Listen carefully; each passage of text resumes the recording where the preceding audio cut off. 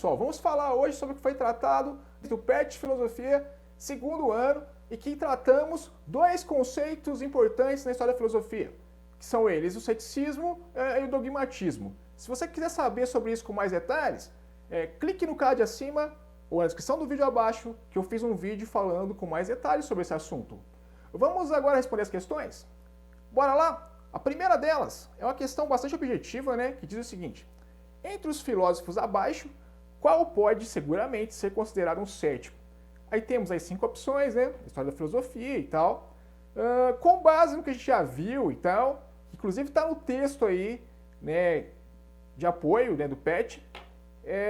Pirro de Élida é considerado o primeiro autor cético, o primeiro filósofo a criar essa linha de pensamento em que ele dizia o seguinte: não precisamos opinar sobre as coisas, nós podemos manter uma neutralidade, porque as respostas não são simples.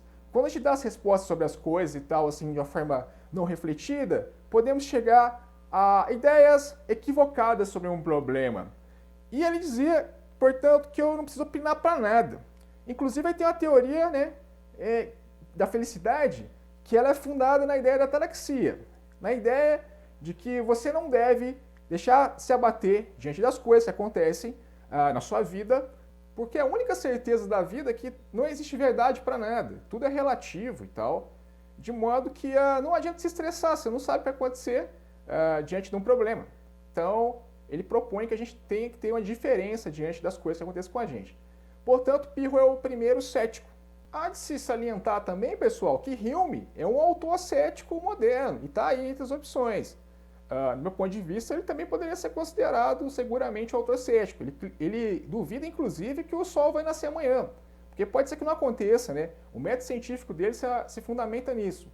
Mas tendo como base o texto de apoio e tal, o jeito que eles organizaram a questão, vai no Pirro que vai dar bom. Portanto, letra B de bola é a resposta certa da primeira questão.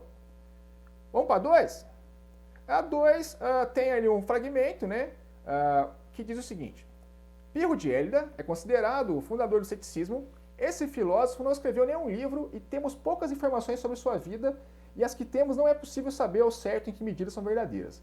Uma dessas histórias afirma que durante uma tempestade em alto mar, num barco no qual todos os tripulantes estavam desesperados com o perigo da morte, Pirro permaneceu tranquilo sem qualquer demonstração de medo. Qual a relação entre o ceticismo e esse comportamento de Pirro? Bom, essa é a ideia da ataraxia, né, que eu falei acima, né? Se o barco pode afundar mesmo, cara, tipo, o que eu posso fazer? Então eu tento ficar indiferente diante dos problemas da vida, até porque os problemas fazem parte da vida, se tiver de acontecer, aconteceu, e eu tento ficar de boa, indiferente a tudo.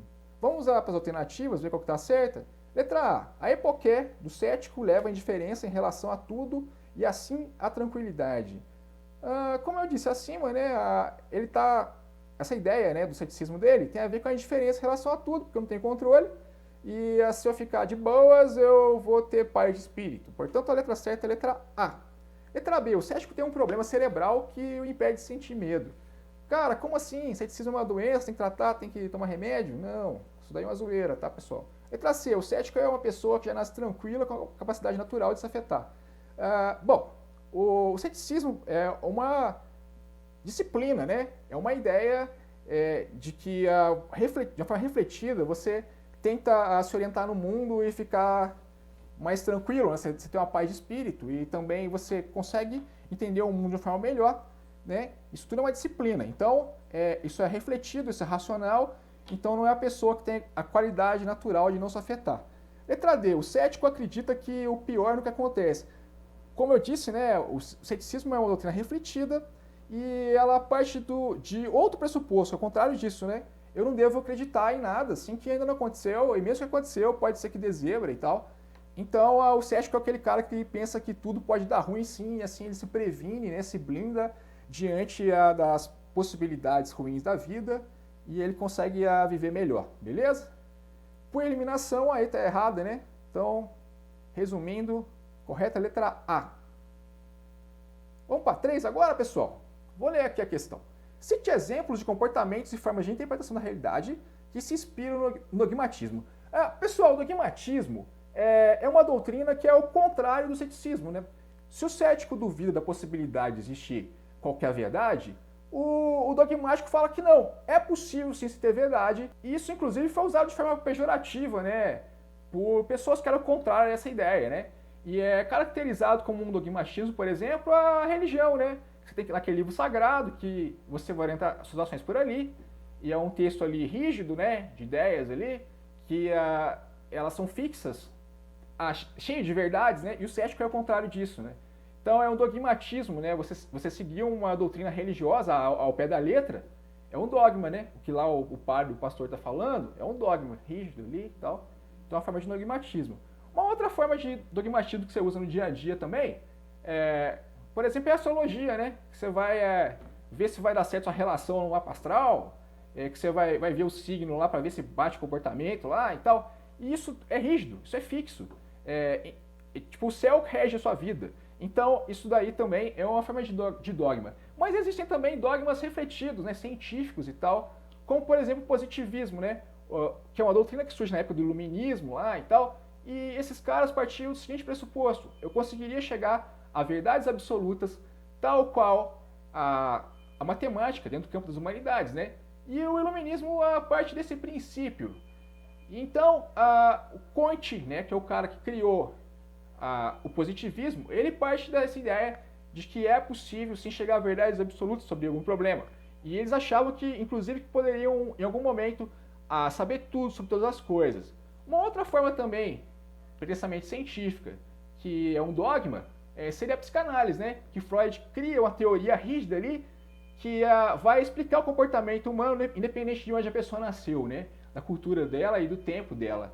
Então, é um outro exemplo aí de dogma. Escreva alguma coisa nesse sentido aí, pessoal, que vai dar bom, vai ser sucesso. Bora para 4? A 4 é uma questão do Enem, que diz o seguinte: uma conversação de tal natureza transforma o ouvinte, o contato de Sócrates paralisa e embaraça, leva a refletir sobre si mesmo, a imprimir a atenção uma direção em comum. Os temperamentais, como Alcebiades, sabem que encontrarão junto dele todo o bem de que são capazes, mas fogem porque receiam essa influência poderosa que os leva a se censurarem. Sobretudo a esses jovens, muitos quase crianças, que ele tenta imprimir sua orientação, História da Filosofia, do Breyer. Enunciado, o texto evidencia características do modo de vida socrático que se baseava na... um parênteses aí, pessoal, por que agora apareceu Sócrates na parada? Estranho, né? Mas vamos resolver esse trem aí. A gente já viu isso em outros episódios. Primeira alternativa. Letra A. Contemplação da tradição mítica. Pelo que nós sabemos, né, a filosofia é a superação do mito, né? É o logos, a reflexão. Então não pode ser essa, né? Letra B. Sustentação do método dialético. O que é dialética? Dialética é uma reflexão, né, que você faz entre duas partes, né? E de modo que você chega a um determinado ponto, a uma conclusão que vai agregar, né, que vai somar. Então, o método dialético, né, ele é baseado na conversação, e assim começa, né, a frase, né, e tal, que fala sobre o método socrático, né, que basicamente se baseia, né, numa conversa com o interlocutor, que ele chama de maêutica, né, parte das ideias, em que você conduz o interlocutor a saber a verdade das coisas, ok? Vamos para as próximas alternativas e ver por que está errado. Letra C, relativização do saber verdadeiro. Para Sócrates, pessoal, o saber verdadeiro é só um. Ele critica inclusive os sofistas por isso, né? Só um caminho para a verdade que, coincidentemente, é o dele. Então, não pode ser relativizada a verdade, essa está errada. Letra D, valorização da argumentação retórica. Também vai nessa linha, né, do que os sofistas defendiam. Qualquer ideia pode ser defendida argumentativamente, ele fala que não, tem só um caminho, que é o caminho da dialética socrática. Então essa está errada, e por eliminação a última também está. Portanto, resposta certa, letra B de bola. Basicamente é isso que eu tive que falar por hora, pessoal. Até a próxima. Tchau.